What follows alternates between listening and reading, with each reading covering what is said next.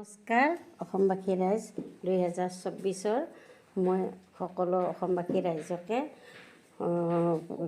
শুভেচ্ছা জনালোঁ। গতিকে কালি 1 তাৰিখ আছিলে জানুৱাৰীৰ, অকণমান ওলাই গৈছিলোঁ ফুৰিবলৈ দীঘলী পুখুৰীৰ পাৰত। তাতে অকণমান ভিডিঅ' বনাই আনিছিলোঁ। গতিকে আপোনালোকে ভিডিঅ'টো চাই কেনে পালে লাইক, কমেণ্ট, শ্বেয়াৰ, ছাবস্ক্ৰাইব কৰি দিব। লগতে আৰু আমাকো আশীৰ্বাদ কৰিব যাতে এনেকৈ সদায় আগুৱাই যাব পাৰোঁ।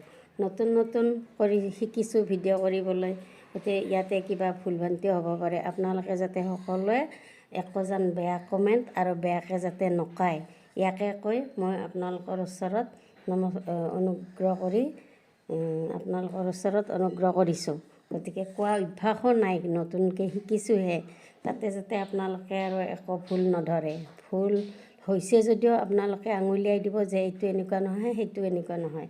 গতিকে তেতিয়াহ'লে মই খুব ভাল পাম। আৰু যদি বেয়াকৈ কয় তেতিয়াহ'লে মোৰ আৰু ক'বলগীয়া নাই আৰু কি হ'ব। মই নিজে হয়তো নাৰ্ভাছ হৈ যাম আৰু আপোনালোকে ক'লে।